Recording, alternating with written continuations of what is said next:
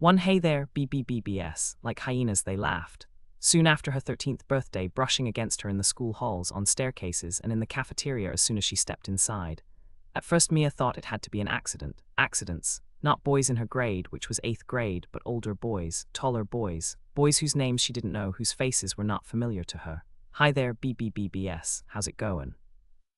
In her confusion and embarrassment, Mia had no idea what the boys were saying. She was too surprised at first to comprehend that they were brushing against her, colliding with her on purpose. And there was the juvenile hyena laughter, sniggering and breathless. "Look at her, BBBBS, where are you goin' so fast?" Turning an astonished face upon them, and her tormentors were delighted, betraying a glimmer of hurt, fear, embarrassment, mortification, and they only brayed louder. One of them, the oldest, the tallest, dared to elbow Mia in the softest part of her chest, so that Mia cried out in pain, and the surprise of pain, "Excuse me, BBBBS." 9th grade boys whose names Mia didn't know, running through the 8th grade corridor, colliding with others and laughing uproariously as they fled. Mia stood hunched against a row of lockers, stunned. Her heart beat rapidly. She could not comprehend what had happened so quickly. Her chest, her small, tender breasts, ached where she'd been bumped. Why were the boys singling out her? Could they see in her face that her father had ceased to love her? Went away cringing, eyes downcast. She didn't cry, not the first time. Too embarrassed to report the boys. Too ashamed. Mia reasoned, it will only make them hate me worse. For there seemed a kind of anger in their faces as they swooped upon her. They must have been lying in wait. They must have known where Mia would be. There was laughter and jeering, but something else Mia could not comprehend. Resentment, anger. But why anger at her? And always it happened so quickly, once, twice, 3 times in a single week. The boys appeared out of nowhere hooting with laughter, bumped against Mia and were gone. Other students with whom they collided in their haste to escape shouted after them. At least one teacher noticed but did not intervene. Mia went away dazed each time. She'd learned the name, the last name of the loudest boy, Dempster. She remembered how other girls had been subjected to this sort of torment from boys like Dempster in the past, and she tried not to notice. Girls who slunk away self-consciously as a small gang of boys teased, jeered, laughed at them, dared to brush against them or jostle them, while younger girls like Mia avoided even looking at them, hoping to be spared. And of course they were spared at the time. That fierce sidelong look the boys cast at certain girls, the more mature girls. Mia was slow to realize that the same thing was happening to her now. Often now, other girls avoided Mia. Not her closest friends, but others. Even her friend Janie seemed embarrassed for Mia, but made it a point to walk with Mia between classes and into the cafeteria as one might accompany a very young, naive child, as if to protect her. Not that Janie could protect Mia much if the boys ganged up on her. Janie herself was jostled roughly, jeered at. After one of the assaults, when the boys emerged out of nowhere to collide with Mia, laugh at her, chortling BBBBS. As they ran away, Mia sobbed to Janie, "I hate them. What are they saying? BBBBS." Reluctantly, Janie whispered in Mia's ear, "Boobs." Of course she'd known, should have known. No more embarrassing word than boobs. Mia felt her face heat with shame just to think of it. Boys often swore, said nasty things. Fuck, shit were frequent. Asshole was frequent, but boobs was a different sort of word. Not a swear word, not obscene, more of a comical word to make people laugh. "Hey there, boobs." Yet Mia could not remember when she'd first learned of the wild kitties in the vacant lot beside their house. Possibly she'd heard someone speaking of them, wild kitties who don't have homes. Later, Mia would hear the more precise term, feral cats. A colony of feral cats living in the dense underbrush on land no one seemed to own, called a cul-de-sac. In the beginning, not many feral cats had lived in the cul-de-sac. Eventually, their numbers increased.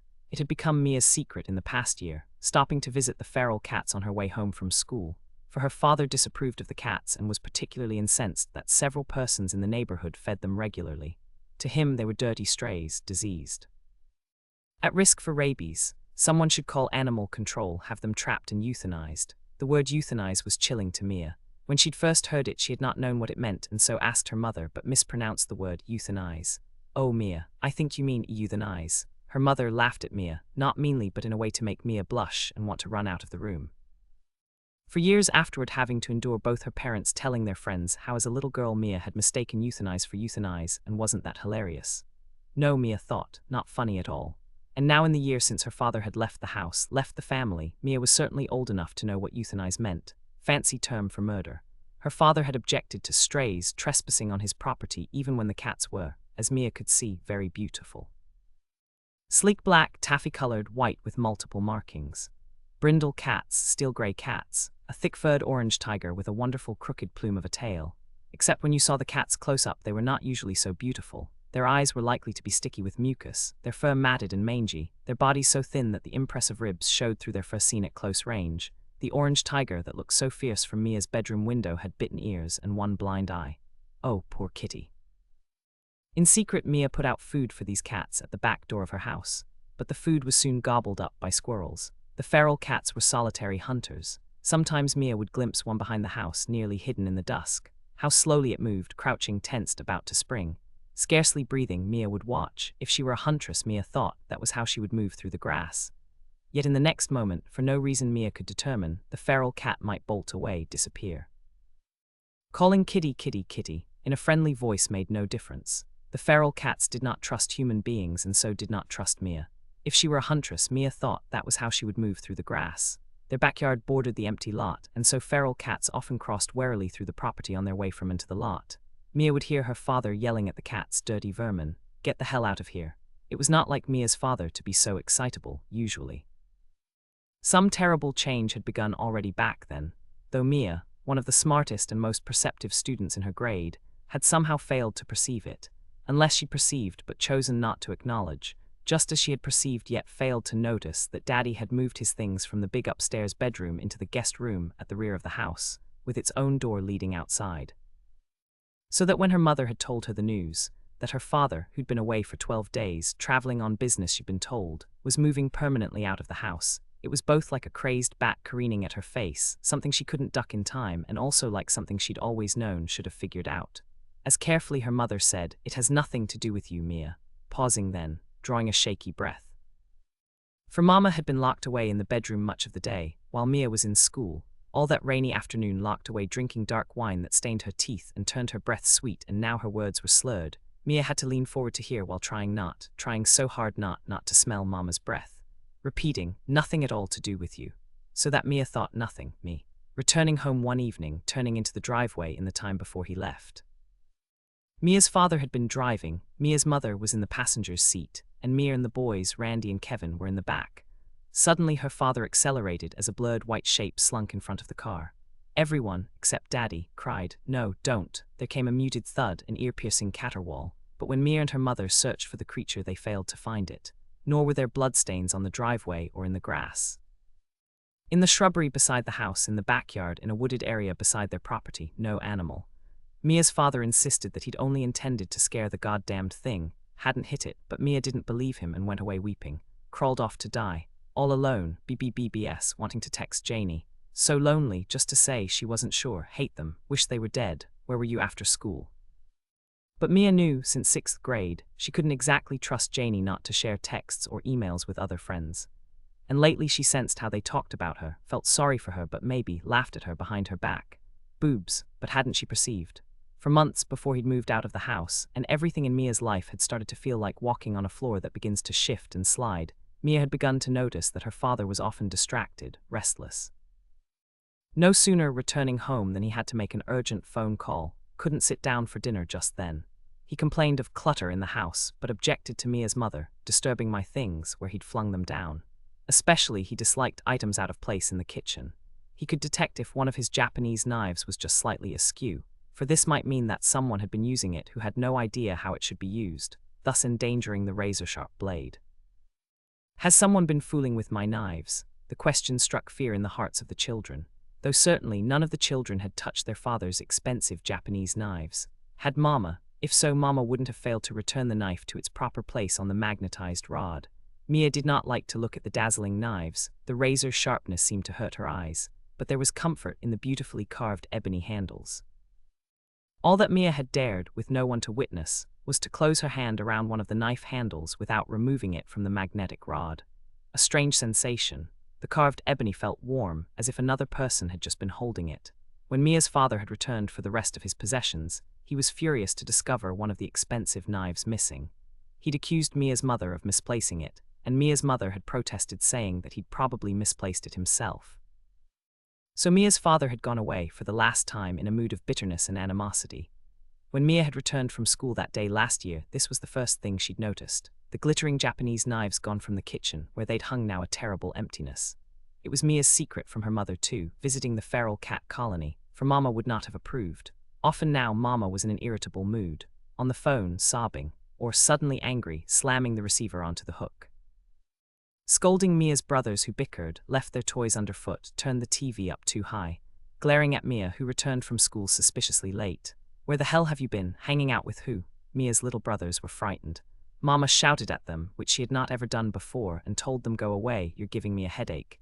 Mia knew to keep her distance from their angry mother. Overhearing Mama on the phone, so distracted and exhausted by that bastard's lies, can't sleep without sleeping pills and can't get through the day without antidepressants. Sometimes I think I just want to die. Mia was becoming stealthy, cunning. She brought the cats water and food from the refrigerator her mother wasn't likely to miss. One day, daring to take lamb chops from the freezer, originally purchased for her father and left behind in a lower drawer, to leave on the ground to defrost. When she returned from school hours later, the meat was entirely gone, not even bones remained. Several cats peered at Mia suspiciously. The more she looked, the more cats she saw, all poised to flee back into the underbrush if she made a sudden move. "Kitties, don't be afraid, I'm your friend." Hiding behind a fallen tree limb, camouflaged by desiccated leaves, was the tiger cat with a clouded eye, bitten ears. His sand-colored fur was matted and tufted. "Why would we trust you? We don't trust you." Suddenly she saw, only a few feet away, a skinny black cat crouching in the grass with amber eyes of startling beauty staring at her with, it seemed, a look of hope, until Mia made a move as if to pet it, and the black cat shrank away baring its teeth. "Oh, I'm sorry, I wasn't going to hurt you." But the skinny black cat was gone. The others were gone in a heartbeat. The cul-de-sac was becoming a place where people dumped things. Amid the underbrush and debris were old rotted newspapers, cardboard boxes filled with trash, broken bits of styrofoam and plastic. It seemed sad to Mia that the feral cats had to make their home in such a place, with little protection from cold weather, rain and snow. "Wish I could bring you home with me, all of you." At least now that Mia's father was gone, the cats would be safer. Mia tried to take comfort in this. "Mia, let me look at you, sweetie. Stand still." That concerned smile, assessing eyes. Mia's mother would not dare touch her, would she? Not actually bring the flat of her hand lightly against Mia's chest. Number wouldn't dare. Mia steeled herself. "Do not touch me." Her mother was surprised, it seemed. As if these past several months, the past year in fact, she hadn't been noticing Mia. Too much else in her life now as a single, divorced mom to distract her, distress her. Dating sites, was she actually? Mia cringed to think so. Most of her mother's attention was channeled into fury like a laser beam. That son of a bitch. That bastard. I trusted him. And he lied about money, about the property, about this girl he's been seeing. Matter-of-factly saying, with not a clue of how still Mia was holding herself. "Next thing we know, you'll have to wear a bra." "Yes, I guess so. After all, you're 13. Like a curse it sounded. 13. Why on earth are you looking at me like that? What? Mia twisted away from her mother's hands, weak hands that could not keep her. She'd been preparing all that day to tell her mother about the boys at school. She knew the term, harassing. But now, thinking how when she'd been a little girl and her body small and smooth as a doll's, and the nipples on her chest so tiny you would hardly know they were there, Daddy had loved her. Yes, should have known. Staring at herself in the bathroom mirror naked, which was a word she hated. Naked, staring with narrowed eyes at her breasts. Another word she hated, though not so much as she hated the word boobs, which were taking shape as if of their own volition against her wishes. Fleshy, soft-skinned, pale. With particular repugnance, Mia stared at the small rosy nipples she knew were meant for a baby to suck, knowledge that filled her with dismay, disgust. Only a short while ago her chest had been thin and flat as a boy's. Her collarbone was still prominent, and her skin pale as white candle wax, but unmistakably she was putting on weight, stomach and hips, upper thighs, and she was growing taller. Taller she did not mind. Taller would protect her from the boys, but gaining weight, that Mia dreaded. The worst thing anybody could say about a girl was calling her fat. Worse even than boobs was the derisive fat ass. All of the girls shunned fattening foods, or tried to. Every girl Mia knew was in terror of gaining weight. Still, there were girls not so thin as other girls, and there were girls who were frankly overweight. Mia was still slightly underweight, according to online charts she'd consulted, but she wasn't so thin as she'd been, and there seemed to be nothing she could do about it. Just as there was nothing she could do about hairs sprouting in her underarms, on her legs, and between her legs. Tried not to eat fattening foods. Tried not to eat everything on her plate and not to have second helpings. No more sugar on her cereal. No more sugar-coated cereal. No more whole milk, only non-fat milk and only non-fat yogurt. The only good thing about her father leaving them, and her mother so agitated and distracted, Mia could skip entire meals without her mother taking much notice, and could get through an entire day at school not eating anything at all, just drinking Diet Coke. But then she was so hungry when she got home, she could not stop eating. What she wished was she could wake up in her old body. Flat chest, flat hips, smooth and hairless as a doll's skin. Dreaded Daddy knowing any of it. Especially how the guys were teasing her, tormenting her. Ernie Dempster, that was his name. But there were others, just the way they looked at Mia sometimes, even the nicer boys. Maybe it was punishment Mia deserved. Not sure what she'd done, but it had to be something. So naive, not realizing that the contours of her body were so visible through her clothing. Nothing she'd even considered in the past. It seemed to Mia unfair. Her breasts weren't really big yet. The size of medium-size apples. And maybe the boys thought she was good-looking, sexy. If so, Mia wasn't trying, couldn't help her face hair. In 8th grade, maybe she was mature for her age. Why boys' eyes snagged onto her, dreading to think that her breasts might continue to grow to the size of her mother's, big, heavy, and spongy like foam rubber. Mia, are you even listening to me? Hello? Mia's mother snapped her fingers in Mia's face, exasperated. What had Mom been saying? Mia had no idea. I was asking you, suddenly could not bear to be around her mother, running away to hide in her room. Undressing for bed, eyes averted from the mirror. Loose nightgown like a sack, and in bed lying on her right side so that her tender, fleshy breasts were protected by her arms and her arms like folded wings. Hoping she would dream of that other, lost time. In the underbrush, a dark, furry shape, moving so swiftly it is scarcely visible. But if you stand very still and stare long enough, you will see the feral cats emerge, wary, watchful, glittery eyes, ears pricked in alertness, learn to disguise, camouflage, hiding in plain sight. Soon she perfected her strategy. Hide in plain sight, at school slumping her shoulders, hunching her shoulders to make her chest concave, shielding her breasts with her upper arms. Holding her books against her chest when she could, when it didn't look weird, in the corridors between classes, which was the dangerous time when guys could brush against her, bump into her. Instead of wearing her backpack, carrying it in her arms against her chest, like a shield. No more sweaters, no t-shirts, loose-fitting shirts like boys' shirts not tucked into her loose-fitting jeans. Better yet, a loose-fitting t-shirt, and over that a loose-fitting shirt. Maybe over both, a loose-fitting jacket. Mia smiled. The layered look, so clever, she had not the courage or the nerve to stare down the boys. The feral cats taught flight not fight. As it happened, other 8th grade girls were beginning to mature as well. One day you glanced up, half of your friends had boobs. It wasn't just physical maturity, but behavior as well. A way some girls had of presenting themselves to be seen, admired. Lipstick, even eye makeup, eye-catching clothes. Mia had no interest in being eye-catching, no lipstick for her. Not only were her clothes loose-fitting, they were likely to be dull, drab colors, khaki, mud brown, not bright-colored sneakers with garish laces, but the most ordinary running shoes. It was amazing to Mia how other girls, particularly older high school girls, so avidly sought the attention of boys. Some of these the very boys who tormented Mia. Why'd anyone want to attract them? Pierced ears, pierced eyebrows, noses, upper lips. Overnight it seemed many had tattoos. Streaks of neon color in their hair, very short skirts, halter tops like bras. There were Jackie, Dana, Thalia in 8th grade, girls who squealed when boys collided with them accidentally on purpose, teasing in the cafeteria in the parking lot behind the school. Girls who ran after boys incensed and scolding, thumping them with their backpacks. Girls who actually wrestled with boys, slapping and pummeling. Mia shrank away, not wanting even to be a witness to such stupid behavior. And then one afternoon there was Janie of all people involved in a silly confrontation with a 9th grade boy named Rocco, and Janie running to join her friends, flush-faced and eyes shining with indignation. What an asshole, I hate him. But Janie was so thrilled, she could speak of little else but Rocco. How pathetic, Mia thought, and how lonely she was.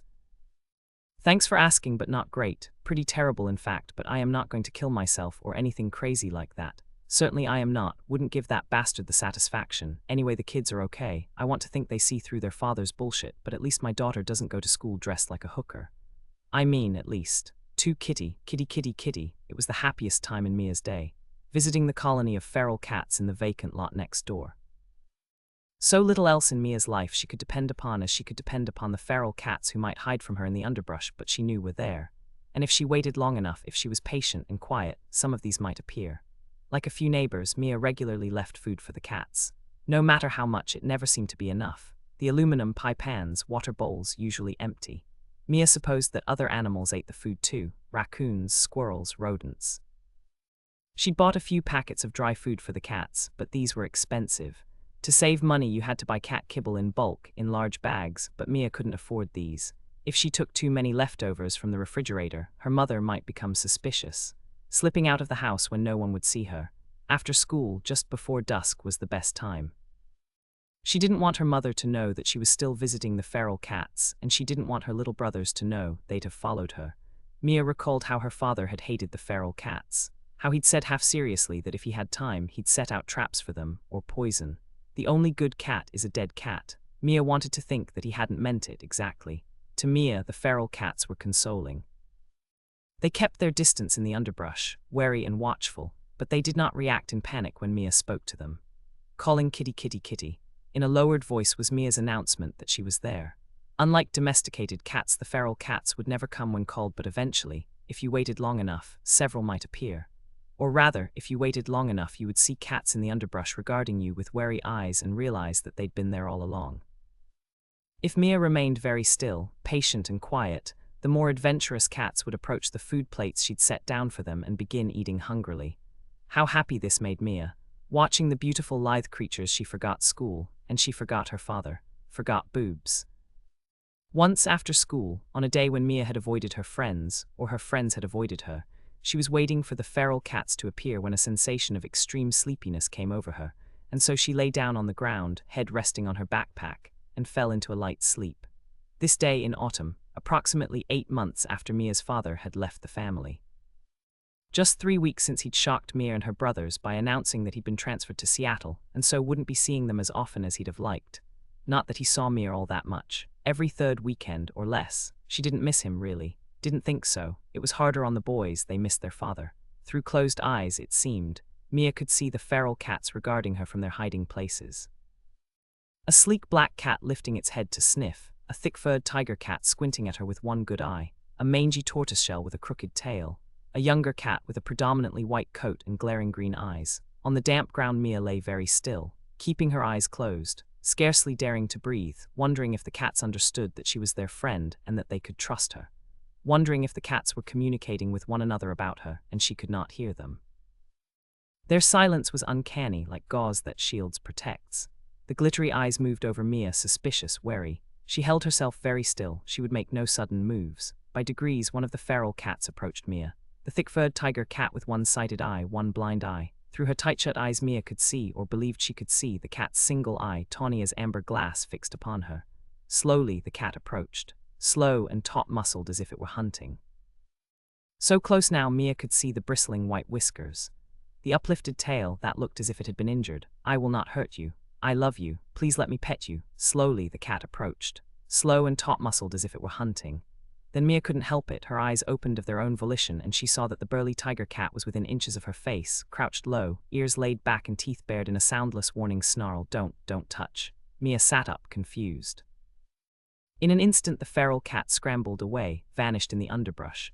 All the cats had vanished in that instant. Mia was alone, not certain at first where she was. Shivering with cold, clothes soaked through from the damp ground where she'd been lying on rotted leaves. There was her backpack on the ground. Vaguely she recalled the desire to sleep so strong she could not withstand it. How strange this was. Nothing like this had ever happened to Mia before. Her secret, no one must know. Her girlfriends would tease her or feel sorry for her. They did not seem to like her so much lately. Even Janie, her mother, would be furious, such asinine behavior. Her father would be disgusted and wish never to see her again, and who could blame him? Mia picked up the backpack, brushed at her damp clothing. It would appear that she was alone in the vacant lot, and yet she felt the glittery eyes upon her invisibly. "Please trust me, I am your friend." But it was time to leave. The sky was darkening with storm clouds, and already there came a distant rumbling sound as if from the underside of the earth. That night in her bed, holding herself very still as she'd held herself still in the woods in secret, in cunning, dreaming of making herself small and sleek and deceptive as a cat, crawling into the underbrush to hide with the feral cats who were her true friends and companions. The feral cat colony was a labyrinthine place like the interior of a castle, a place of refuge, a warren of small chambers linked by small doorways, warm as the interior of a beating heart. And here Mia was able to sleep as she could not sleep in her own bed. For here she could curl into a ball among the others, pressing against their furry sides, snug together in this secret place where there was solace and comfort and protection as thunder rumbled far away overhead. 3. What do you think, kids? Like it, Mia's mother had had her hair cut, styled, lightened to a brassy gold color that winked and flashed like a machete. Mia was dismayed. Her mother looked so young, nor did Randy and Kevin know what to think. Staring at their mother, was this glamorous, grinning woman Mama. 10 months had passed since the father had left them. Mia never uttered the word daddy any longer. The divorce was said to be final. The father had moved to the West Coast. Contact between him and Mia, Randy, Kevin, was tenuous and unreliable. Mia's mother had a new job, real estate, and a new car, Prius. She wore designer jeans, tight-fitting suede trousers and matching jackets, high-heeled boots, a fleece jacket, a gorgeous faux fox coat. Her face was heavily made up as a face on a billboard. Her fingernails that had been broken and neglected were now meticulously filed and polished. She'd borrowed money for the car and for the clothes and what she called maintenance, hair, face, nails, but it was money from a new friend at a very low interest. Recently, Mia's mother had been going out on dates. Mia couldn't imagine anything more pathetic, her mother, who had to be in her late 30s at least, meeting men on dating sites. And soon then, kids, come here, Mia, come downstairs, I'd like you to meet. The name was weird. Mia hadn't understood at first. Later she would learn it was Faris.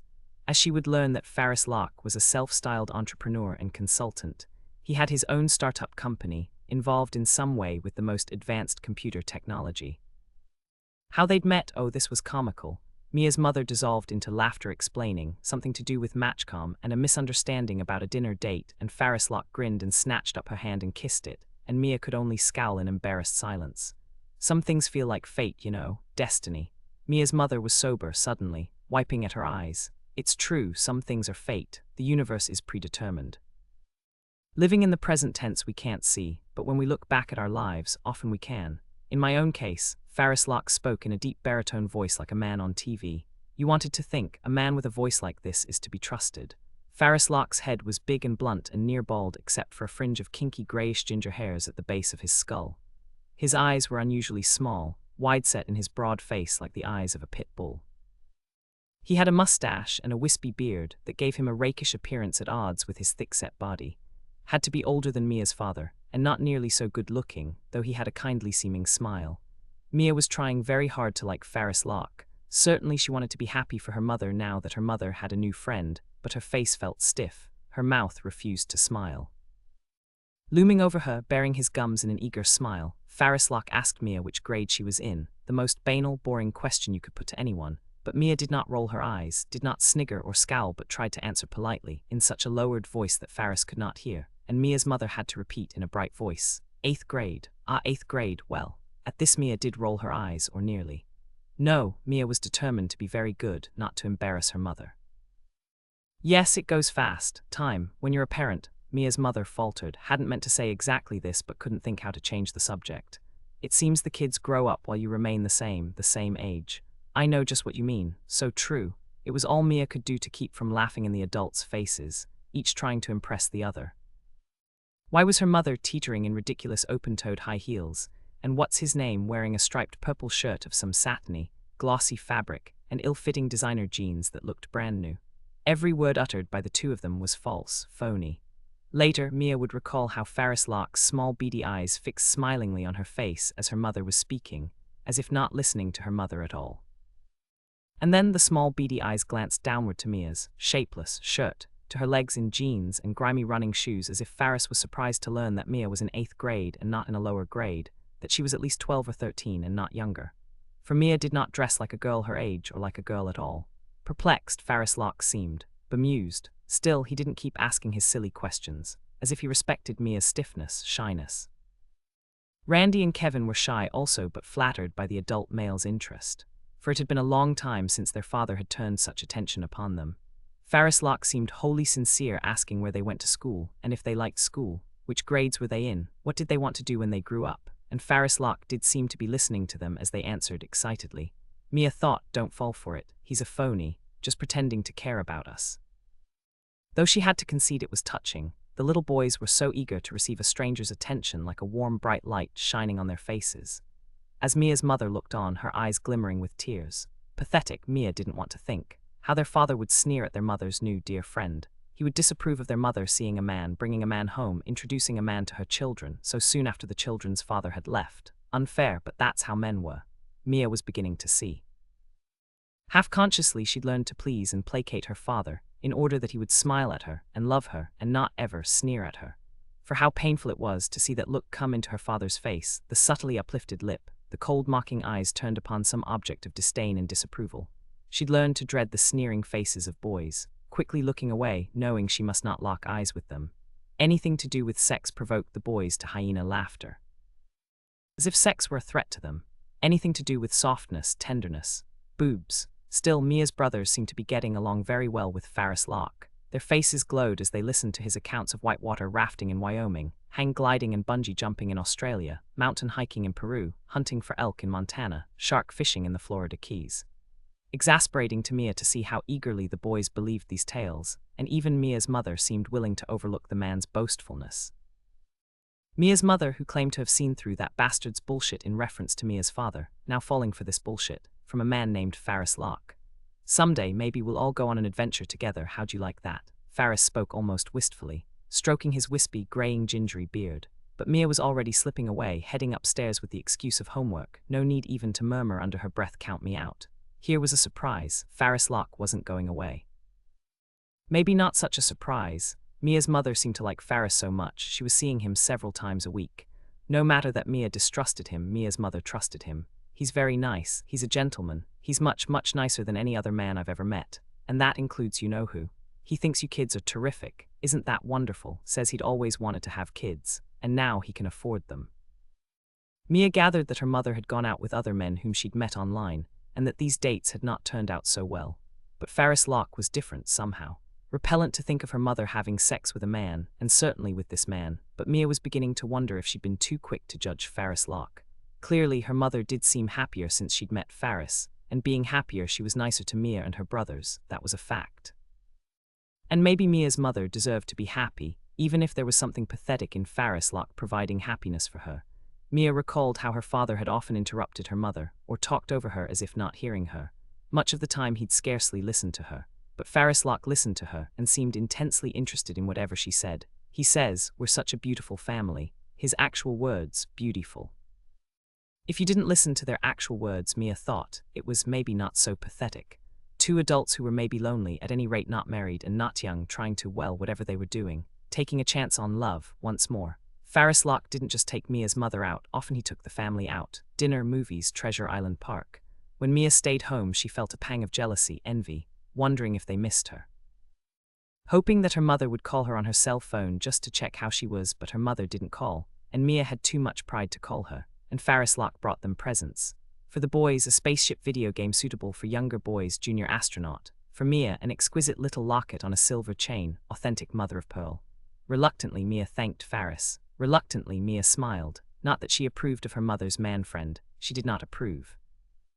But still, if her mother had to have a man friend, Ferris Locke wasn't the worst.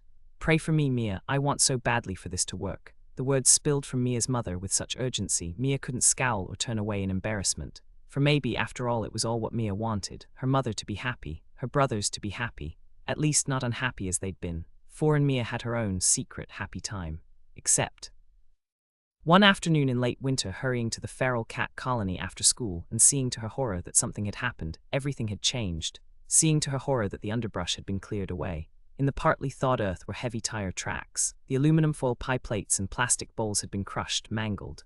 Oh no, Mia stood unmoving, unable to comprehend.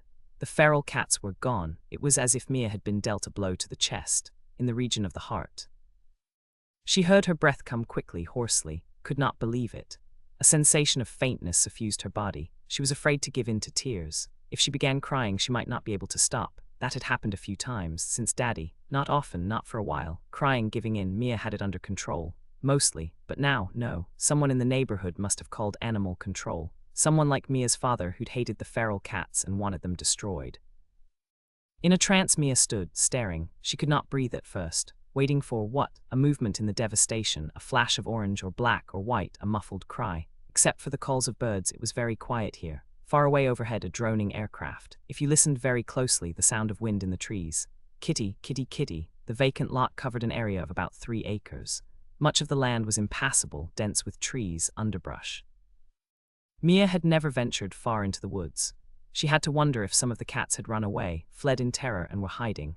The canny, thick-furred tiger with just one eye that had approached Mia when she'd fallen asleep. The sleek black cat that kept its distance, warily. The slender white cat with marble-like markings and glaring green eyes. Surely one of these had escaped. At least one. So badly Mia wanted to believe, she'd begun to tremble with anticipation.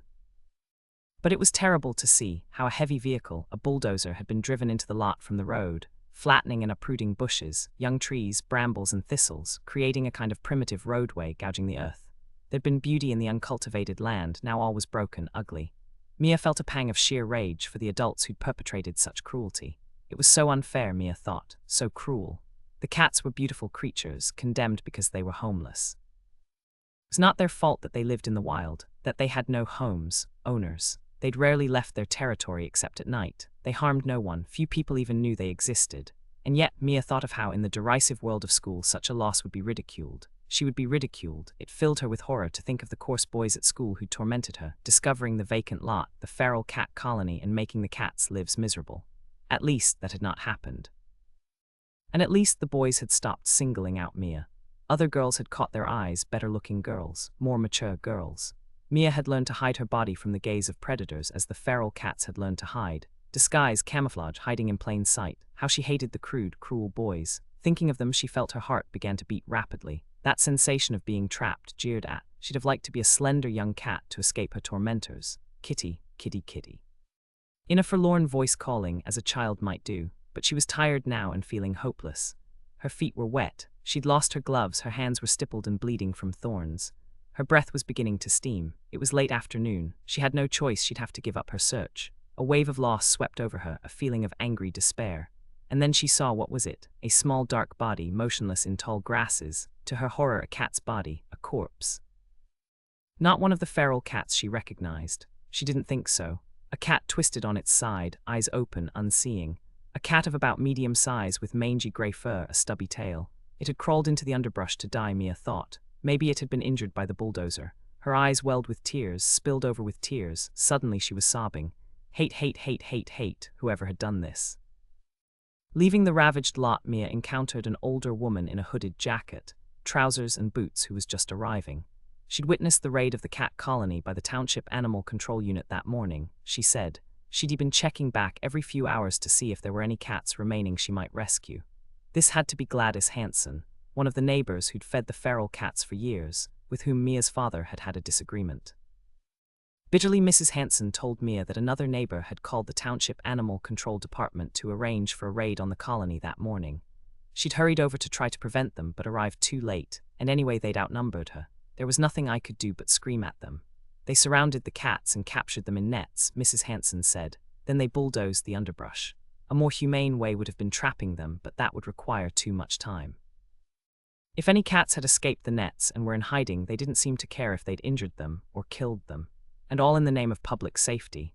The pretense is that the township is doing this for the cats' well-being because cats in the wild sometimes get feline leukemia and other illnesses. But of course all they're going to do is euthanize the cats. They are not going to help them. Not even the kittens. It's easiest to kill them all and not be bothered with treating any of them. Feral cats usually can't be adopted, but kittens. Mrs. Hanson paused, breathing heavily. Tears shone in the woman's eyes, and Mia was in dread of seeing an older woman cry. Those beautiful creatures have as much right to live as anyone, as much right to live as we do. Politely, Mia excused herself. The last thing she wanted to do at the moment was commiserate with another person. Returning home, she managed to avoid her mother, who was on the phone speaking animatedly. With Ferris Locke. Or with a woman friend about him. Though later, Mia's mother knocked on the door of her room to ask her what on earth was wrong. You scared your brothers, Mia. They said it looked like you'd been crying. Well, I am not crying, I am doing homework. It was true. Mia lay sprawled on her bed, her math textbook and notebook spread about her. Her mouth was dry, her heart beat hard in fury. She had not been able to calm her rushing thoughts since she'd returned home. Who had taken the time to complain about the feral cats? And why out of pure meanness? Her father would be satisfied now if he'd known. Mia stood at her window, gazing out into the gathering darkness. Sometimes in the past she'd seen small, fleeting figures in the grass, feral cats. So quickly they appeared and disappeared she couldn't be certain. But now nothing. Soon, Ferris Locke arrived downstairs. The jocular, booming voice greeting Mia's mother, and Randy and Kevin, filled Mia with a sensation of dismay. It was becoming so familiar. Is he going to move in, Mom? He's here all the time now. No, Ferris is not going to move in, not here. Something about Mia's mother's voice. Mia hadn't wanted to hear more. No, no, no, no. The evening meal passed in a haze of misery for Mia. She could not keep from thinking about the feral cats trapped in nets. She could imagine their terror. And then the terrible bulldozer. the mangled body, lifeless as debris, resenting Ferris Locke's ebullience at dinner that jarred so with her mood. She could not concentrate on the conversation, such as it was. Ferris spoke. Mia's mother listened adoringly. Randy and Kevin listened adoringly. Mia wondered what was wrong with her. She'd been hurt to think that her brothers had been frightened of her, aware that Ferris was asking her something. Vaguely she replied. She had a math test the next morning. She was distracted thinking about it. The kindly gaze drifted onto Mia, lingered on Mia. The mouth smiled. She could not respond. Her heart was broken. Mia, is something wrong? Ferris spoke gently. Mia shrugged. No, she's moody all the time. She doesn't mean to be rude. It's a phase she's going through, as people say. Mia's mother laughed to show that she wasn't concerned. Ah yes, phases. I remember them well when I was Mia's age. You were never my age. Go away. After dinner, as Ferris and the boys watched a video Ferris had brought over, Mia helped her mother clear away dishes and clean up in the kitchen. The magnetic board where Mia's father's fancy Japanese knives had been displayed was empty. Mia's eye was drawn to it, waiting for her mother to scold her for being rude to their guest, but her mother only said in a lowered voice, "Please, will you just try, Mia? For my sake, you don't have to love him." Love him? Why would I love him? Mia was indignant. If Ferris comes into our lives, more permanently, what does that mean? But Mia's mother turned away, to keep from crying, to keep from smiling. As soon as she could, Mia ran away upstairs. From below, laughter wafted to her. Family laughter. She did not belong in this family. It was understood that Ferris Locke stayed overnight on evenings he came for dinner. No one seemed surprised any longer. Mia could see that Randy and Kevin were not dismayed, but rather relieved. Their mother's friendly, flushed-faced friend wouldn't be abandoning them that night. Sleeping together. Disgusting. Mia had a difficult time concentrating on schoolwork. Mia had a difficult time trying to sleep. When the house was still and darkened and it was nearing 1:00 a.m., Mia threw on clothes, located a flashlight, and made her way outside, back to the vacant lot. It was daring to step outside in the night. How surprised her mother would be, and upset, and embarrassed if Ferris Locke knew. Fresh, cold, damp air. Overhead, a faint moon like a half-closed eye. Mia felt a stab of excitement, following the flashlight beam. Shining light on ugly, gouged tire tracks, broken and shredded trees. Somewhere close by, a hoot owl called, an eerie floating cry that made hairs stir on the nape of Mia's neck. Sharp, pungent smells of thawing earth, rotted leaves and branches. Making her careful way, staring at what the flashlight revealed, that looked so different from daylight. All color seemed to have been bleached away. Here was a twilight world of uprooted trees, gnarled roots. Her breath steamed faintly. It had to be below freezing, but Mia had thrown on only jeans and a light jacket. Silence. The hoot owl had ceased. Mia was some distance from the roadway, in an area beyond the devastation. Here was a twilight world of uprooted trees, gnarled roots. Then she heard a faint mewing sound from a few yards away, almost inaudible. In an instant she was alert, hopeful. She stooped, peered. "Kitty, where are you?" On her hands and knees, Mia crawled into the underbrush, awkwardly wielding the flashlight, lifted debris, and was astonished to see in the beam of light a single small kitten, ghostly white, mucus-sticky eyes enormous in its face. An adult feral cat would have arched its back, bared its teeth, hissed, and fled an intruder, but the little white kitten only stared at Mia and mewed piteously. The sound resembled meow, like my name, Mia. Mia managed to capture the kitten, that hissed silently at her and made a feeble gesture as if to scratch her with its miniature claws. But Mia was wearing gloves and long sleeves. The kitten's tiny claws were harmless. Mia laughed in delight. The kitten weighed virtually nothing in her hand, a squirming bit of white fluff, a twitching tail, eyes that appeared to be entirely black, all pupil. The only living creature amid the terrible devastation. And Mia had rescued it. She would bring the stricken kitten back to the house with her. There was no question about that. She would save its life, for clearly it was starving, lost without its mother. As soon as Mia lifted the kitten to hold against her chest, it ceased struggling, but continued to make the tiny bleating sound as Mia carried it back to the house. Meow, meow, meow. Poor kitty, but you are safe now. That night it was revealed to Mia in a dream that the true name of the white kitten was Miao Dao, and that it was no accident that Miao Dao had come to dwell with Mia and sleep beside her on her bed. The promise was that from that night, Mia would never be alone. Even when Mia was away from the house, and away from the white kitten, the spirit of Miao Dao accompanied her, and the memory of Miao Dao's soft feathery white fur, and deep purr, and eyes glittering like black marbles remained with her. In school, when Mia felt awkward or lonely or self-conscious, she would only have to recall Miao Dao snuggling against her in the night, sleeping against Mia's arm or side or sometimes on Mia's pillow, to feel secure, safe, loved. Naively, Mia had hoped to keep the feral kitten a secret from her mother, but of course within a day or two Mia's mother discovered the kitten in Mia's room. where she'd set down bowls of food and water and a makeshift litter box fashioned out of sand and bits of dirt in a closet. Mia had been trying to clear the kitten's eyes of mucus as well. "Mia, this is one of those feral kittens, isn't it? You've brought into our house." Mia's mother was more exasperated than angry. She'd heard about the raid on the feral colony, she said. She'd heard that the animal control unit had arrived early in the morning before anyone was aware of what was happening, so that they could clear out the underbrush and take away the cats without interference. "Did you call them Mom?" Mia spoke with barely concealed sarcasm. She picked up the little white kitten to shield it in her arms from her mother. "No, I did not. I didn't know anything about it until afterward." Mia supposed that that was so. Her mother wasn't the sort of person to complain to the township. "But I think the raid was necessary. The feral population was increasing. Wild cats have all sorts of diseases that can spread to pets, and they have short lifespans. Not this one. I intend to take care of Miao Dao myself." Mia's mother didn't quite hear. "Miao what?" "Miao Dao. That's her name. You can't take her away from me. She belongs here." Mia's voice lifted stubbornly, excitedly.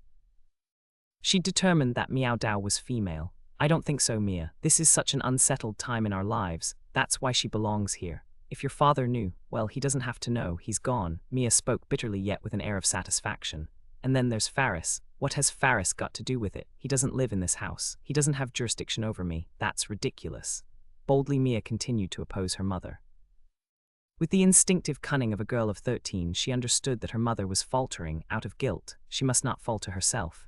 Finally, Mia's mother gave in. Mia could keep the kitten for the time being, as long as she cared for it and was responsible for it. "Of course I will care for Miao Dao. I love her already." Love was such a defiant word. Mia saw with satisfaction that her mother winced just perceptibly. "Well, it will have to be taken to a vet. It will need shots. Its eyes are infected. If it's a female as you seem to think, it will need to be spayed." Mia's mother spoke doubtfully, as if she might rescind her permission at any moment. "And I think it should be kept in the basement, not in your room, or not only in your room. That won't be healthy for either of you." Mia murmured in agreement, thinking Miao Dao will sleep with me every damn night. See if you can stop us. "Well, she is very beautiful despite the runny eyes, so small." The little white kitten had been fearful at first of Mia's mother's raised voice, but had begun now to relax in Mia's arms, flexing her tiny claws into the fabric of Mia's sweater, on the brink of purring. But when Mia's mother reached out to pet the feathery soft top of the kitten's head, Miao Dao suddenly hissed at her and swatted at her hand. "Oh, what?" Mia's mother snatched her hand away. Mia laughed. The sight of the tiny kitten hissing and clawing at an individual so much larger than herself was comical. The alarmed expression on Mia's mother's face was comical. The kitten claws were much too small to break the surface of Mia's mother's skin, but quickly Mia said that Miao Dao hadn't meant it. "She's just nervous around anyone else but me." Mia's mother was looking chagrined, wounded. "Well, tell Miao, whatever her name is, she's on probation in this house. Tell her that." A few weeks later, Mia's mother and Faris Locke were married. A small private wedding ceremony. Not in a church, but in the local courthouse, in the office of a justice of the peace. Quasi-secret, as Mia's mother wanted it. "Now you kids have a new dad, one who really cares about you."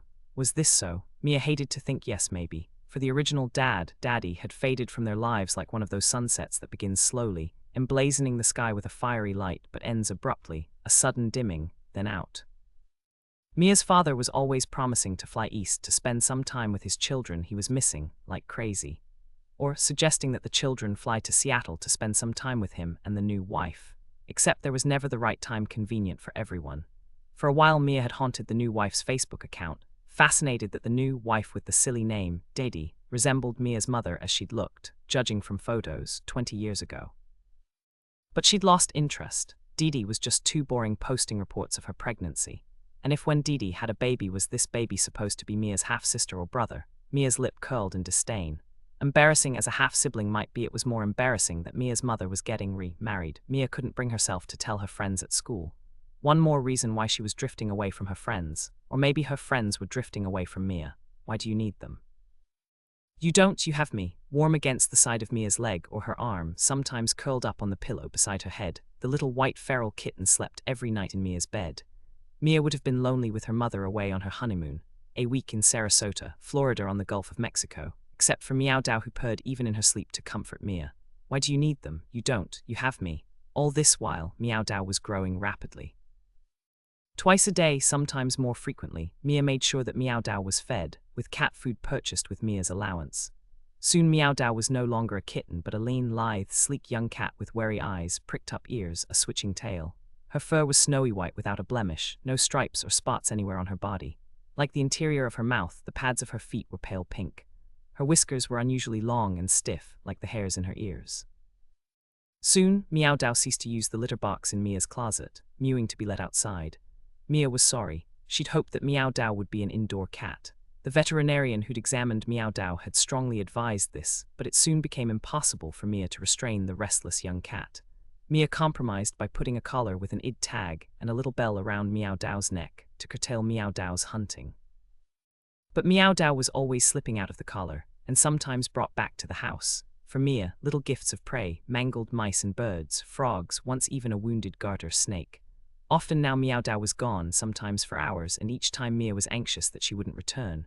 But Miao Dao always returned, sleeping in the crook of Mia's arm, snuggling against Mia. The quiet purring deep in Miao Dao's throat was consoling as a lullaby. But sometimes Mia wakened with a start to discover that the warm furry figure was gone. At the rear door of the house, calling kitty kitty kitty, holding her breath until the white cat appeared, trotting to her, rubbing against Mia's legs, butting Mia's legs with her head. Purring, Mia adored the sleek young white cat that belonged to her. She'd never had a pet before, though she'd wanted one for years. Her father had joked that he preferred dogs to cats, but no animal at all to either dogs or cats. Randy and Kevin had pleaded for a puppy, but no. Who would do the work? We know who would do the work. M.O.M. Mia's mother had laughed to soften her sharp words. Mia noted that Miao Dao didn't seem drawn to anyone else in the family. When her little brothers sighted Miao Dao, they eagerly approached her, but Miao Dao coolly eluded them. No matter how they pleaded with her, she seemed scarcely to see or to hear them. But if they tried to corner her, she bared her teeth and hissed at them. "Don't scratch them, Miao Dao. They're just children, they don't mean any harm." Miao Dao allowed Mia's mother to feed her, sometimes even to stroke her fur, but Miao Dao never rubbed against Mia's mother's legs or purred audibly in her presence. Pointedly, Miao Dao avoided Ferris Locke, who stooped over her wanting to tickle her beneath the chin. "Pretty kitty, what's your name, Miao Daoey?" Ferris laughed, as if the name was ridiculous to him, unpronounceable as a foreign name.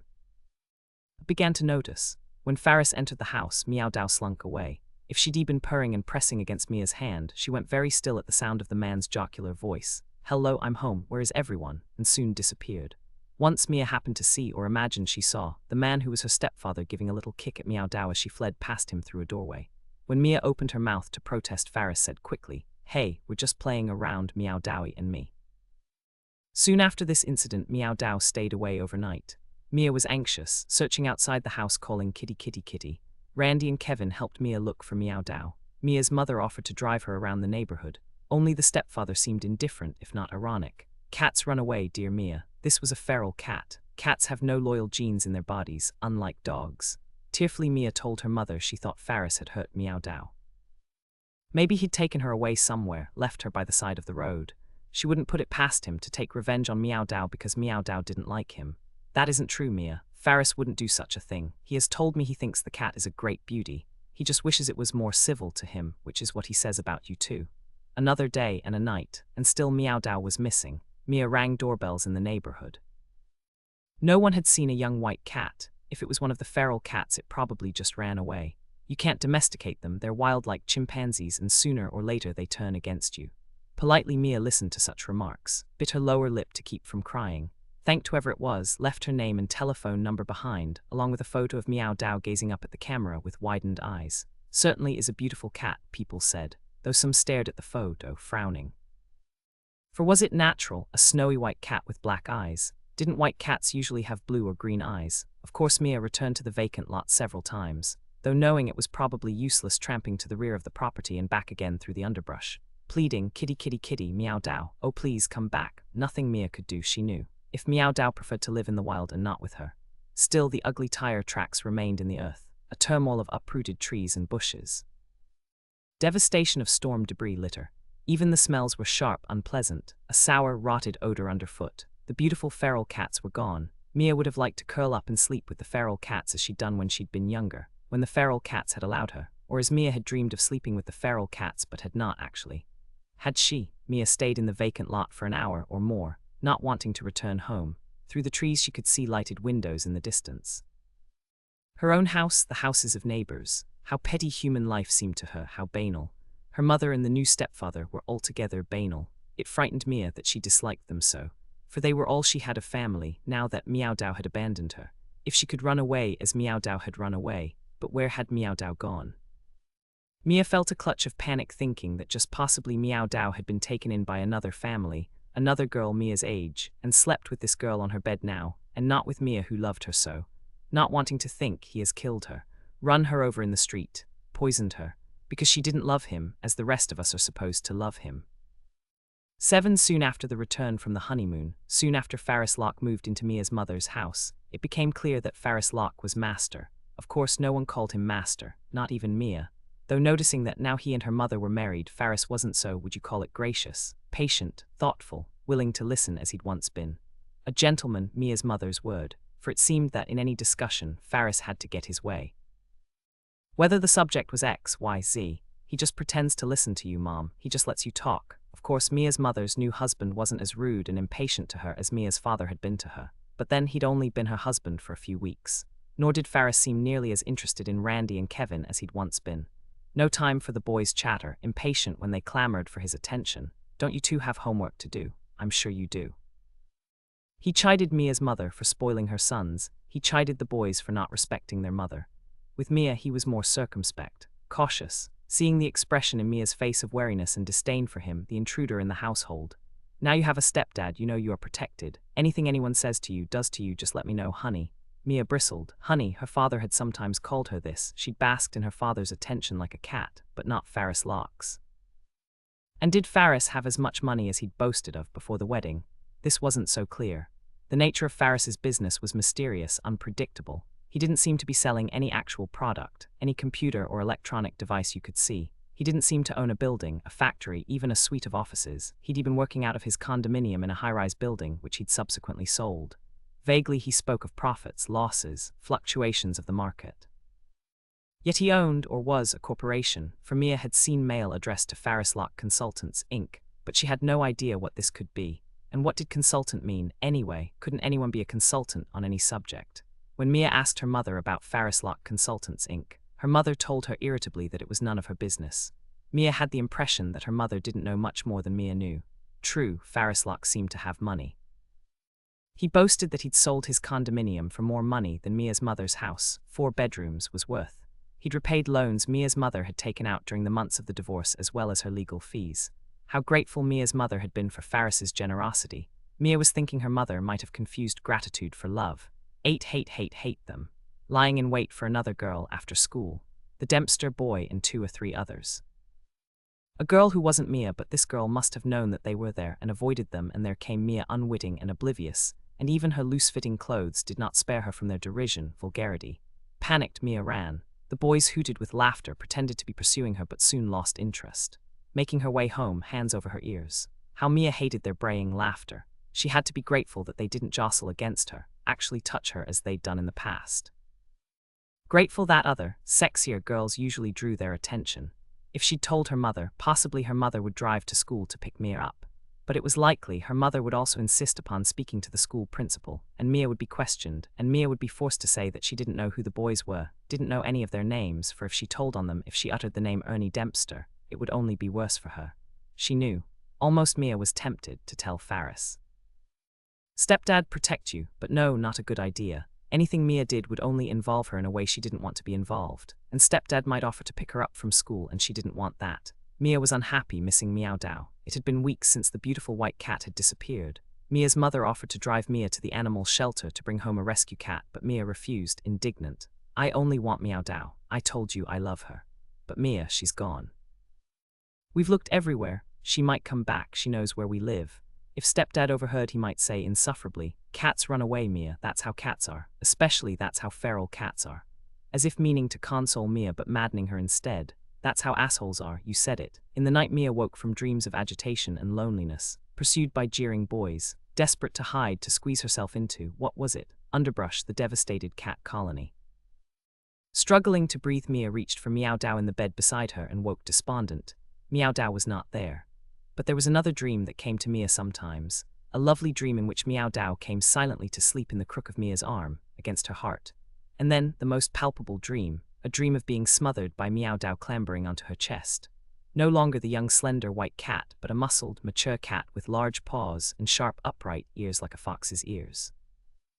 Glittering black eyes, and what a purr, low guttural rumble like a panther's. Did you think that I would leave you? I would never leave you. Have faith. In an instant Mia awakened. Sitting up in bed confused and excited, but another time Miao Dao had vanished. Still in Mia's bed, in the air about the bed, a smell of wet earth, rotted leaves and grass, something dark and viscous like blood. 9 Okay sweetie, call me dad. Smiling, baring damp teeth, not adding please, his eyes lingering on her. When she was feeling sad, as if to console, not that Mia smiled back or remained in his view for very long.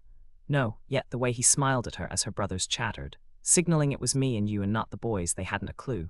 The way he winked, a playful wink, a half wink, as Mia's mother spoke in a bright glib voice to which neither the stepdad nor Mia was listening. Where's your locket, sweetie? The one I gave you. How come you never wear it? Did you lose it? Stepdad pretended to pout. Mia protested she hadn't lost the locket, just didn't wear necklaces all that much. Face warm, confused feeling, was he calling her sweetie now? As her father had, but not for a long time. Honey, sweetie, had to be silly if not pathetic. Mia felt comforted by such names, beginning to see why her mother fell for Ferris Locke, such kindness in his manner. Following this, Mia remembered to wear the locket at such times and in such places when Ferris was likely to notice. Actually, she'd been somewhat hurt. Stepdad had thought she might have lost it. Pretty, murmured so that only Mia could hear, though Mia pretended not to hear. Pretty necklace or pretty Mia. At school she had to be vigilant, for when she chided herself, you're just imagining it, don't be ridiculous. They are not looking at you. Often she turned out to be mistaken. In fact, yes, the jeering boys were looking at her. Also on the street, at the mall, if she happened to be alone especially. Not with other girls whose laughter, clothing, makeup drew the attention of observers, for other girls didn't so much mind, or seemed actually to enjoy, to bask in the attention of male strangers. Though Mia's friends could be shocked, offended when a guy or guys said something really crude, gross, obscene to them. Suddenly the attention wasn't so welcome. But when Mia was alone, no protection.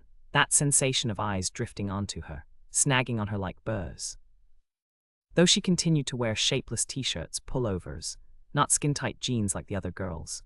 No, as if the boys saw through Mia's disguise, her desperation.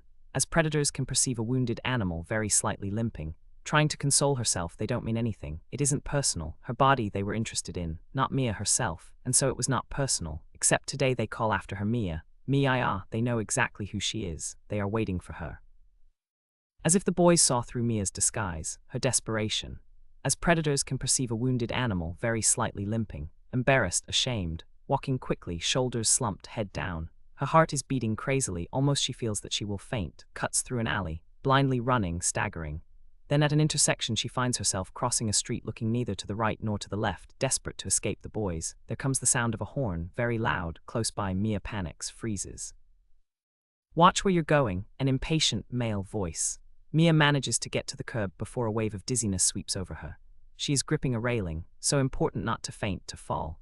Her breath comes swift and shallow, and she has no idea where she is, what time this is, who has been pursuing her, and why she is so frightened, but why also the fear has begun to lessen, like a tourniquet being slowly unwound. Makes her way home where that night, in her bed, Miao Dao awaits her. 10 next morning, news was a 9th grade local boy had died in what was being called a vicious assault. The body was found in the early morning amid trash cans in an alley near his school. Head wounds, deep lacerations in the scalp, throat violently slashed by some sort of clawed instrument or serrated knife. The 15-year-old victim was believed to have bled out while trying desperately to crawl on his belly out of the alley to the street 20 feet away. Like wildfire, this news spread through school. Mia was as astonished as anyone hearing, having to ask several times who was it. No one in their class. Last name Dempster. Oh my God, who did it? How did it happen? When? What was Ernie doing there in the alley? As others marveled at the news, shocked, thrilled, shaking their heads in awe, Mia hung her jacket in her locker quietly. No questions for anyone. Afterward in her first class, recalling the welcome surprise of the white cat snuggling beside her in the night. How thrilled Mia had been that Miao Dao had returned, wet-muzzled, smelling of something dank, earthy. For no reason she could have said, Mia smiled. Is this kid somebody you knew, Mia? Mia's stepfather was frowning at the lurid headlines on the front page of the newspaper. Mia shook her head. No. Sounds like he was practically decapitated. Christ. Mia's mother came to lean over Mia's stepfather in a way that offended Mia, resting her arms on the man's shoulders, nudging her chin alongside his head. Mia saw that the stepfather didn't take much notice, only continued reading. Ernest Dempster, 15, 9th grade, not in your class, eh? Mia shook her head. No. Did he belong to a gang? Maybe that was it. There aren't gangs in schools here. Mia, there aren't gangs at your school, are there? Or in the high school? Mia shook her head. No. Maybe it was a pervert, picked up the kid, slashed his throat. Has to be something sick like that, glancing around for Mia. But Mia had vanished from the kitchen silent as a wraith. 11 for her 14th birthday, a silver bracelet engraved Mia. Birthday cake, 14 candles, having to blow them all out, shutting her eyes in the effort. Mom had meant well. Mom always meant well. Devil's food cake, chocolate fudge frosting, which was, anyway used to be, Mia's favorite frosting. Glasses of wine for Mia's mother and Mia's stepfather at dinner. Glasses refilled. Singing happy birthday to Mia, adults and Mia's brothers, and Mia's face burned with embarrassment and abashed sort of pleasure. The bracelet was a joint present, Mia's mother said. She and Faris had picked it out together. Mia thought Daddy wouldn't have bothered. Daddy wouldn't have had time, dreading the birthday for weeks. Wishing she could skip the birthday. The last birthday she'd been happy had been her 12th. Wishing time would stop. If her father returned now seeing Mia taller, older, what Mom called filling out on top, he'd be disgusted. The stepfather urged Mia to sip a half glass of wine. Hadn't wanted to, but always you had to give in. Faris kept coercing. Easier to give in than to keep saying no. Faris never accepted no. Mia winced at the strong tart taste of the wine at first, but the second sip was easier. Her tongue seemed to be warming, thrumming. Sensation of warmth in her throat, chest. Slipping on the silver bracelet. Faris urging her to say thank you with a kiss, laughing as Mia shrank away. Sliding his arm around her waist so she hadn't any choice. Mia giggled, uneasy. Hot wine kiss, a smudge of a kiss against her cheek, somehow lurching in the direction of her mouth. Her mouth. So surprised she hadn't pushed him away. Just stood there. If his fat tongue had tried to enter her mouth, it had not. She'd have been unable to keep it out, and somehow she knew he must know that. Mia's mother fussing with Kevin, eyes averted, the hand drifting across her hips. Light as a caress, not heavy. In fact, had her stepfather exactly touched her. It was like the kiss, couldn't be sure. Electricity in that touch. Hairs stirring on her arms and at the nape of her neck stir. Sadness, resignation, sudden fit of giggling. Anger. Daddy had abandoned her to the stepdad. Mia, where are you running to? Nowhere. Upstairs. Homework. Miao Dao. Mia is astonished. Too surprised at first to be upset. Mia has just stepped into the bathroom, is about to close the door, confused to see that the door is being pushed open, not hard but firmly against her arm. In the crack of the door, the ruddy flushed face. Hey, sorry, he's drunk, he's laughing. Can't be an accident, Mia thinks. The stepdad must have been watching for Mia to enter the bathroom in the upstairs hall close by Mia's room. Must have moved swiftly, hadn't given Mia time to shut the door, let alone lock it. What do you want? Go away. Mia's mouth is dry. Mia's heart hammers in her chest. Away from the house, Mia wears shapeless clothes, but sometimes in the house, the stepdad has seen her in just a t-shirt with jeans, shorts. His eyes crinkling at the corners, lingering on her like crawling ants. No plausible reason for Faris Locke to be using this bathroom when there is a bathroom attached to the large bedroom he shares with Mia's mother, which none of the children use. In fact, Mia has never seen Faris Locke use this bathroom. Mia is uneasy. There has been a change in their relations. After the smudge kiss on Mia's mouth on the evening of her 14th birthday, what Mia remembered afterward is that the fat tongue had tried to push into her mouth. At the time, she'd been too confused to know what was happening. For in panic, Mia had shut her jaws tight, teeth tight, fear contending with disbelief, outrage. But my mother was 3 feet away. My mother was right there. He would not have done that with Mom right there. Yet change is in the air. He has changed. Late winter, dripping eaves, gusting wind, melting snow, sudden splotches of sunshine, a sense of wildness, restlessness, cries of spring birds, Mia returning home from field hockey practice, Mia peeling off the shirt she wears over her t-shirt, Mia in shorts. He has seen the stepdad, out of the corner of his eye, evenings at mealtimes. Something is different. Stepdad is drinking more than he'd used to, beer mostly. Often the stepdad is resolutely not looking at Mia, where previously he'd talked with Mia, talked and laughed as he did with the boys. Now not looking, though when he does, he asks about the silver bracelet. Why aren't you wearing it, Mia? Haven't lost it, have you? His tone is both bossy and wistful. The bully is always the one who has been hurt. Mia's mother urges her to wear the bracelet and the locket, at least when stepdad will notice. Mia objects. She doesn't wear jewelry much. Especially a silver bracelet, that rattles when she's typing. Please, Mia's mother begs, please try, he's your husband, not mine. Mia doesn't know whether to feel relief or annoyance or concern or hurt. The sudden alteration in the stepdad, swift as a blind yanked down. Even when Mia remembers to wear the bracelet or the locket, Faris keeps his eyes averted from her and turns his attention on Kevin and Randy, who compete with each other to impress him. When he can't avoid acknowledging Mia, he is inanely polite. Would you please pass the salt, Mia? Thank you. Mia wonders if her mother notices this excessive politeness, but decides no, her mother does not notice. To be a mother with a new husband, Mia thinks, you must learn to not notice much. A shock to Mia when her mother steps out of the room and the stepdad turns his hungry gaze on Mia, rushing like a dog released from a kennel. The boys don't matter. The boys won't notice how stepdad is suddenly smiling at Mia, stroking his beard in that way Mia hates, caressing himself, tip of a fat pink tongue glistening between his lips. Dirty girl, sure you are, think I don't know you. Mia is astonished. Mia looks away, face burning, and that night in the upstairs hall, at Mia's bathroom door, his skin seems coarser, more flushed, swollen nose riddled with broken capillaries that Mia has not noticed before. Stepdad mutters an apology that doesn't sound very apologetic. Hey, said I was sorry. Don't be so touchy. Mia retreats to the adult's bedroom at the farther end of the hall. Mia presses against the door to hold it shut. She is trembling, disbelieving. After using the bathroom, Mia hurries to her room, shuts the door, but cannot lock the door. Thinking maybe it was an accident, he wouldn't come into this room, not with Mia's mother in the house. Mia drags a chair to the door, positions it so that the door can't be opened. Each night Mia leaves her window open a few inches, even in cold weather, for when she goes to bed, if she lies very still after a while, Miao Dao might come to her. Silently, through the window. Not every night, not most nights, but Miao Dao will only come at night, and only when Mia lies very still beneath the covers, breathing calmly and evenly. Her secret, precious. How the beautiful white feral cat uses her sharp claws to climb up a tree beside the house and leaps from a limb of the tree to Mia's windowsill. Lowers her head, pushes through the narrow space and into Mia's room. With a muted little cry meow, the white cat leaps onto the bed, burrows beneath the bedclothes, presses against the side of Mia's body. Her purring is thunderous. Into the crevice beneath Mia's arm, Miao Dao's hot breath, the solace of her soft, thick fur, quick-beating heart. Mia smells the sweet-sour aroma of damp blood on the cat's breath, for, of course, Miao Dao is a huntress. Falling asleep to the deep guttural purring that takes on the rhythm of Mia's heart. Sometimes Mia wonders, is this Miao Dao she'd rescued as a tiny kitten?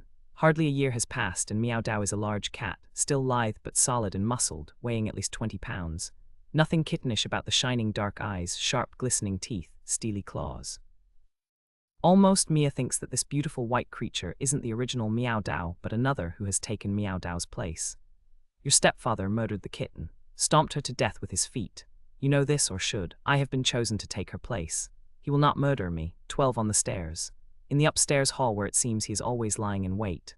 As he passes Mia, passes close by Mia, seeming not to mind if Mia hears his quickened breath, trailing a hand across her back, just a touch. Small of Mia's back, a phantom touch. She flinches from him, sees that look in his heated face. Suet-colored eyes like flies alighting on something rotted and delicious. He makes her feel ashamed, just being herself, for Mia has become strangely weak, tentative. Telling herself she is not afraid of him, the stepdad, she is afraid of her mother, afraid for her mother. Afraid that her mother will be devastated if Mia tells her what is happening. Mia has overheard sharp words between her mother and the new husband. For the new husband, Mia's mother is learning, is not so very different from the previous husband. Mia doesn't want to notice. Mia doesn't want to care. Mia cared too much in the past and doesn't want to care now. In recent months, since the honeymoon in Sarasota, Faris doesn't try so hard to please Mia's mother. He is away from home more frequently. His laughter is often jarring, mirthless. Mia wonders if something has gone wrong with Faris Lock Consultants, Inc. She remembers how anxious her mother was when her father had first become estranged from them. Worries about money, about keeping the house. She wonders if her mother is beginning to have such worries again. Wanting to accuse her mother, why did you marry him? Why did you bring a stranger into our house? And now, does the stranger half own our house? Returning home from school to discover in her room, on her bed, a magazine that appears to have been casually dropped onto the coverlet. Pulp magazine with a naked, ludicrously big-breasted woman on its cover. H.E.K. Andy. Mia laughs aloud. This is so tacky. Stupid, silly, gross. With averted eyes, Mia picks up the magazine. Does not glance through it as the stepdad wants her to. Instead, she quickly slips the magazine into her backpack. Goes downstairs, takes care that her mother doesn't notice where she is headed, disposes of the magazine in the big green trash container in a corner of the garage. Not the recycling bin for magazines, paper, where the magazine might somehow be discovered. Another day, Mia discovers in her math textbook small drawings in red pencil, crude cartoon drawings, female body, breasts. She is astonished that an adult man would go to such lengths to harass her, take such time.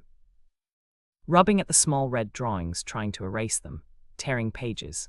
Finally, Mia scribbles over the drawings with a red pencil of her own. If anyone saw how her math text has been defaced, they would be utterly perplexed. But then Faris keeps his distance, avoids Mia, misses dinner with the excuse of a business meeting. Where is Dad? The boys ask their mother. When did her brothers begin calling stepdad dad? Mia wonders. She is not afraid of him. All she has to do is scream. All she has to do is run away. All she has to do is confess to her mother how he is harassing her. That look of sick yearning, resentment, anger beneath, slack lips, wet smile, meet smile, in the upstairs hall where suddenly he appears again. His shirt falling open, exposing the rounded, fatty stomach covered in gray hairs, matted hair on his chest, nipples like little buttons. Male nipples. Mia wants to laugh wildly, and another time pushing open the bathroom door. When Mia would have sworn Faris wasn't home. Go away, leave me alone, I hate you.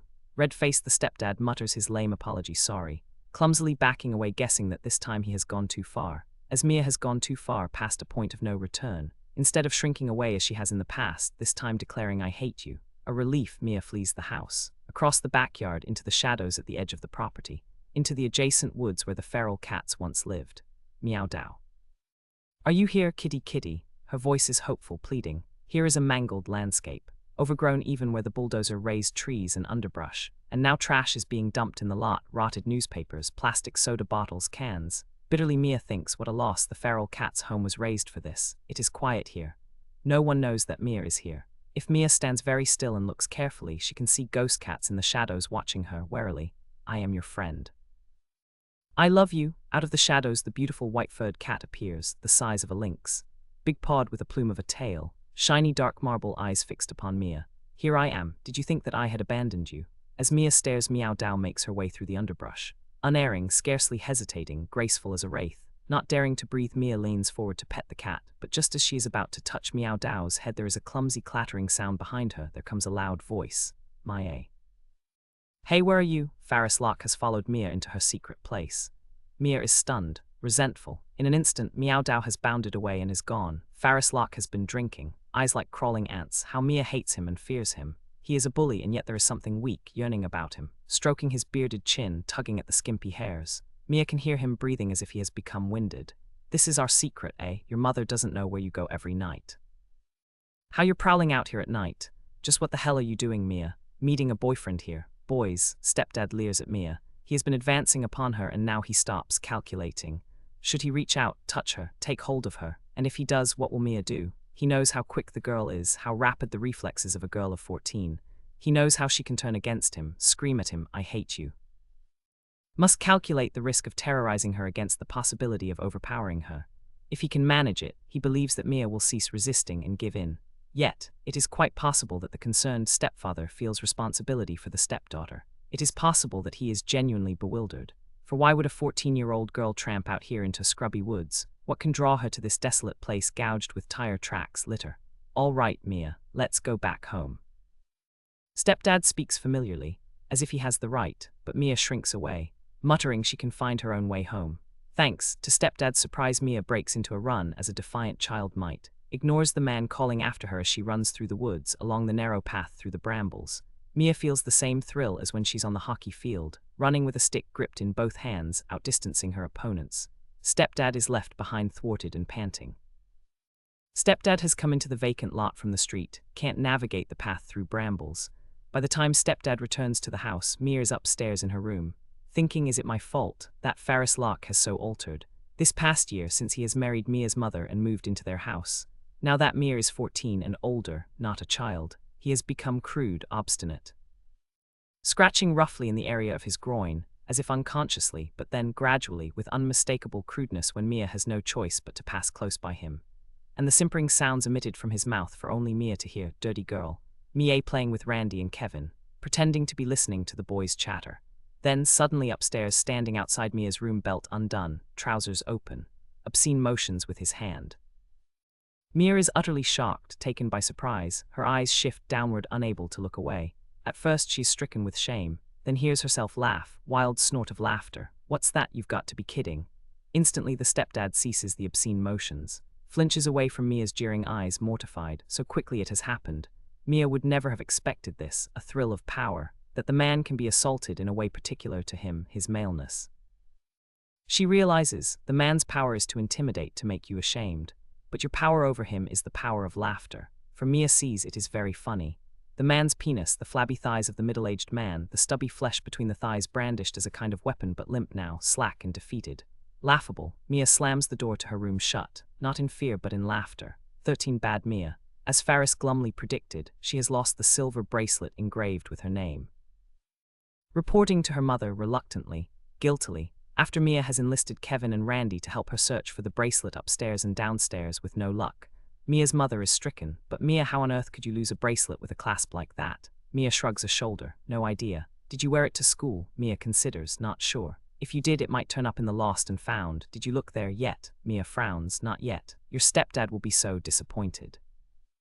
So upset if he finds out. Mia agrees. Better not tell him. Another day, alone in the kitchen together. As if she has just thought of it, Mia's mother lowers her voice to ask Mia if Faris has touched her, ever. Mia is stunned by this question. Yet Mia has no idea how to reply, realizing what courage has been summoned by her mother to ask such a mortifying question. Mia sees the dread in her mother's eyes, shakes her head mutely. No, he hasn't touched Mia, or threatened to touch her. And no. Eyes averted, voice lowered, Mia assures her mother that there is nothing to tell her. Mia's mother persists fearfully. Mia, are you sure? Flushed with anger, Mia laughs. I told you, Mom, sure. Has to be a coincidence, for Mia's mother and Mia's father are not in contact, that Mia's father calls her the following day, the first call from Mia's father in weeks, and asks her in a casual way what it's like to live with a new dad. And Mia can't think how to reply that would not incriminate her mother or call attention to Mia's unhappiness and worsen their lives. Mia understood. Her father does not really want her and her brothers to be happy without him in their lives. Though of course Mia's father does not really want the children of his first marriage in his life any longer, for he has a new family, now new wife, new baby girl. Mia bites her lip, feeling a stab of jealousy that her father has a new daughter replacing her. Especially, Mia's father does not want his ex-wife to be happy without him. All this Mia knows. It makes Mia sad to know, but she knows. So assuring her father that the new dad is terrific and Mom a lot happier now than she'd been ever before in Mia's memory. At the other end of the line, silence. Mia's words are a rebuke and insult. Stiffly, Mia's father murmurs, "Great news, just great, thanks." Soon after, the conversation ends. Mia has a premonition it will be a long time before he calls again. 14 Stunning, the animosity between Mia and the adult man legally related to her as her stepfather. The thrill of it.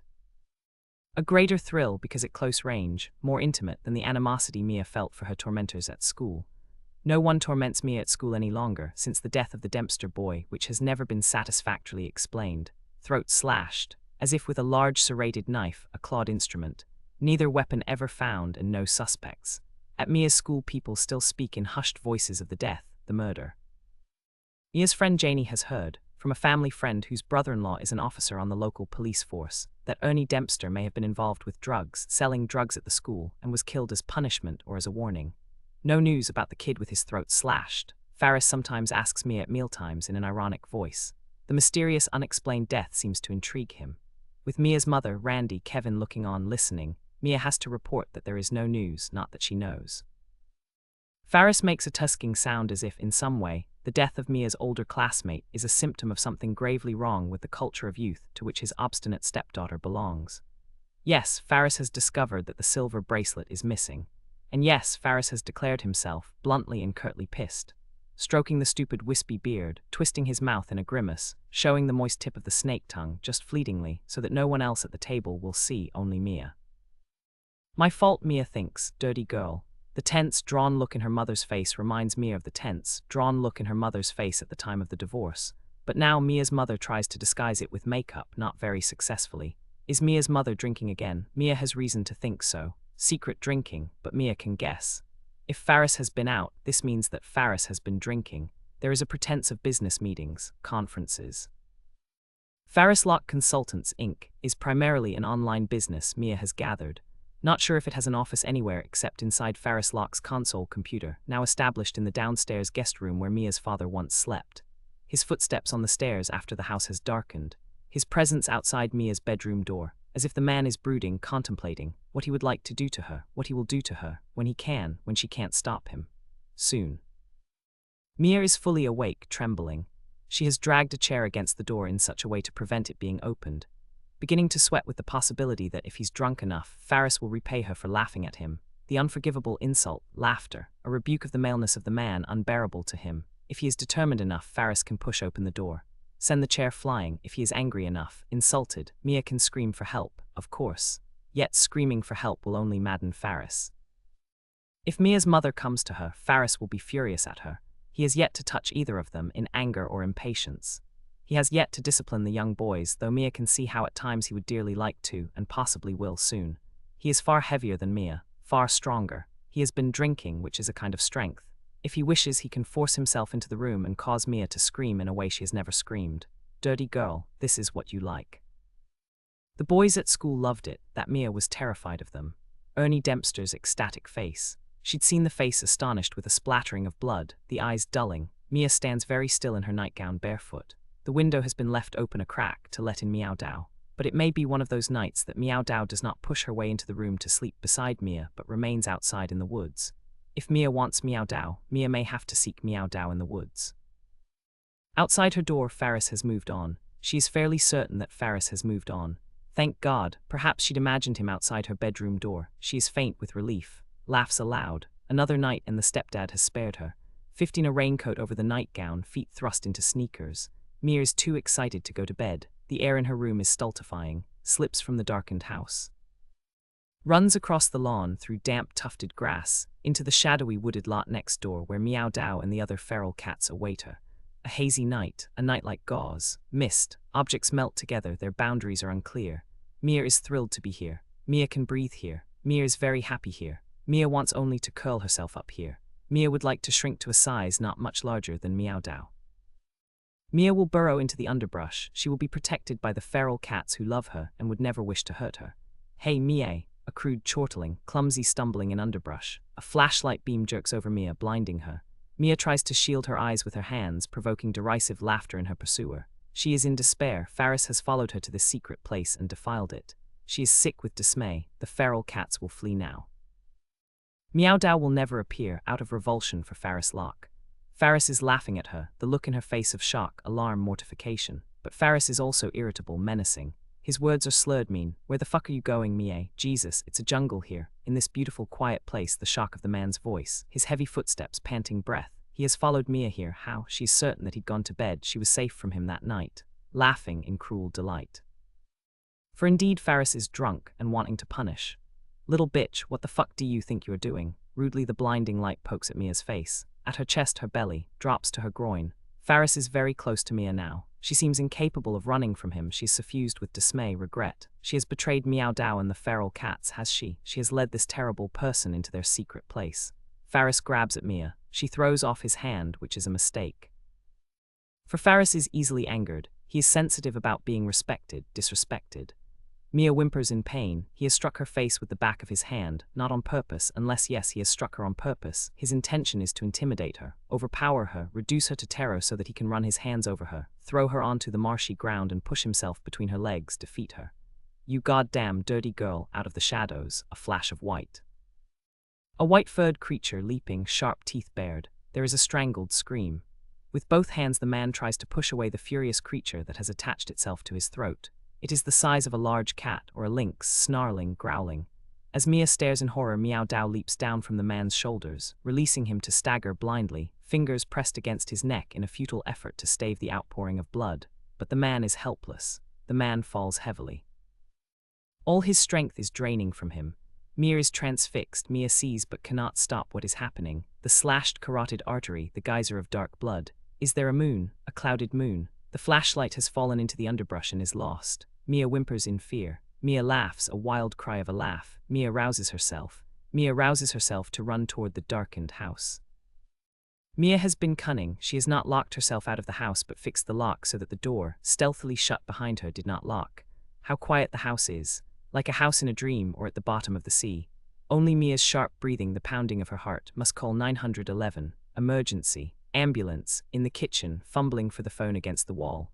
Hesitant to switch on the overhead lights. Mia is shivering and whimpering to herself as a small child might, in a state beyond terror of pure emotion, sensual, near to unbearable. Oh, Mia. Mia has been very quiet, she is certain. Yet Mia's mother has awakened and has come downstairs into the kitchen in her nightclothes, wraith-like but unflinching and determined. As if Mia's mother has sensed a seismic shift in the night, the very foundation beneath the house shuddering. Mia's mother switches on a single bright light above the sink. This single light is all that is required, for there is Mia at the sink, in a trance, eyes dilated, wearing a raincoat over her nightgown, running hot water from the faucet, scalding hot water, desperate to rinse the razor-sharp Japanese knife to remove all stains. "Give it here, Mia." The knife is taken from her fingers. Mia has failed to wash it thoroughly, of course. Blood traces would remain on the blade and on the carved ebony handle. Deftly, Mia's mother gives the knife another swipe or two beneath the faucet, then places it in the dishwasher, which is 2/3 full of dishes and silverware. No problem for Mia's mother to rapidly punch in the controls, sanitize, extra rinse, set the dishwasher thrumming, returning then to the upstairs of the darkened house to their beds, preparing for the next day and the next. In the kitchen, all surfaces gleaming. When they are questioned, as of course they must be questioned, there is not much useful information to impart. An utter surprise, shock, no possible explanation. Yes, he'd been drinking. Yes, he was often away until the early hours of the morning. No, his wife knew nothing of his financial affairs. Yes, he did seem to have enemies. The wife thought they might have been business associates, but she wasn't certain, for he'd kept such information to himself. No, the stepdaughter had scarcely known him. No need or wish for the family to move to another house. Why, whatever had happened to the stepdad had not happened in the house. Whatever had happened to the stepdad had not happened to her, which is why Mia's sleep is a deep, dreamless sleep. Which is why close beside Mia, Miao Dao sleeps through the night, and why through all the years of Mia's adolescence, Mia and Miao Dao will be inseparable.